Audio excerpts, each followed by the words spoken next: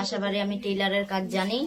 যদি আমাকে কেউ সেভাবে সাহায্য সহযোগিতা করে বা একটা মেশিন কিনে দেয়, তাহলে আমাকে আর বাসা বাড়িতে কাজ করার লাগে না, তো আমি বাচ্চাটাকে নিয়ে বাসাতেই কাজ করতে পারি। আচ্ছা আচ্ছা, মানে সেলাই মেশিনও চালাতে পারে? জি, আমি সেলাই মেশিন এর কাজ জানি। আচ্ছা, তো আপু আসলে যে এই যে এখন আপনার বয়স মাত্র 20 বছর, জি, তো এই 20 বছর বয়সে আপনি বিধবা হলেন, আপনার একটি সন্তান আছে, তো আপনাকে যে বিয়ে করবে সে কেমন হতে হবে? তার বয়স যেমনই হোক, বয়স দিয়ে কি করব, কম বয়সের সাথে তো বিয়ে হয়েছিল, কিন্তু আমার ভাগ্যে নেই। ভাগ্যে নেই দেখে আমার স্বামী চলে গেছে পৃথিবী ছেড়ে, কিন্তু এরপর যেমনই বয়স হোক আমি আলহামদুলিল্লাহ, কিন্তু আমার বাচ্চাটার দায়িত্ব নিতে হবে, এটাই হচ্ছে কথা। আচ্ছা, যেমন বয়সে? হ্যাঁ, যেমনই বয়স হোক, বয়স দিয়ে আমি কি করবো, আমাকে খাওয়াইতে পড়াইতে পারলেই যথেষ্ট। দেখা যাচ্ছে যে আপনাকে 50 বছরের একজন বৃদ্ধ আপনাকে যদি না, আমার কোনো প্রস্তাব দেয়, সমস্যা নেই। তাহলে আপনি তার কাছে কি পাবেন? তার কাছ থেকে ভালোবাসা পাবো।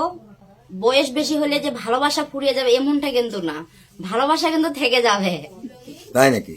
তা তো অবশ্যই, বয়সের সাথে সাথ কি, ভালোবাসা থাকলে যথেষ্ট, খাওয়াইতে পড়াইতে পারলে ডাল ভাত, তাতে আলহামদুলিল্লাহ। আর কি লাগে? তার হ্যান্ডসাম চেহারা দিয়ে আমি কি করবো যে সে টাই টুই পরবে, আমাকে নিয়ে ঘুরবে, কিন্তু পেটে খাওয়া নেই, বাচ্চার লেখাপড়া চলতেছে না, আমার এমনটা চাই না। আমি চাই সে মধ্যবিত্তই হোক, কিন্তু আমাকে খাওয়াইতে পড়াইতে পারুক, তার একটু ভালোবাসা দিলেই আলহামদুলিল্লাহ। আচ্ছা, ভালোবাসা কি পেট ভরে? ওটা কি পেট ভরার জিনিস? ওইটা হইতেছে একটা আন্তরিকতা, একটা মনের সান্ত্বনা।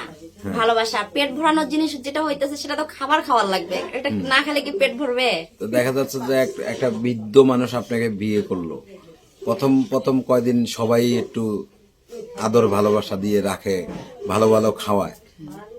কিছুদিন পরে যদি সে অসুস্থ হয়ে যায়, আপনাকে যদি না খাওয়াতে পারে, না পড়াইতে পারে, তাহলে আপনি আবার জীবনে আরেকটা... না না, আমি আর আরেকটা বিয়ে করব না। সে যদি হইতেছে আমাকে একটা সেলাই মেশিন কিনে দেয়, কারণ আমিও অসুস্থ হইতে পারি, কি তার আগে আমিও মারা যেতে পারি, এটা তো গ্যারান্টি আমরা কেউ দিতে পারবো না আল্লাহ ছাড়া।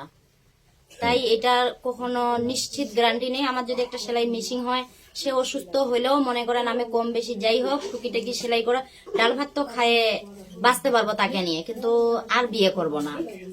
আর বিয়ে করবেন না, এবার যদি একটা মনের মতো মানুষ পাই, কিন্তু সে যদি অসুস্থ হয়ে যায়, কিন্তু তাকে আমি ফেলাই দিয়ে কিন্তু আর বিয়ে করব না, দ্বিতীয় বিয়ে করব না।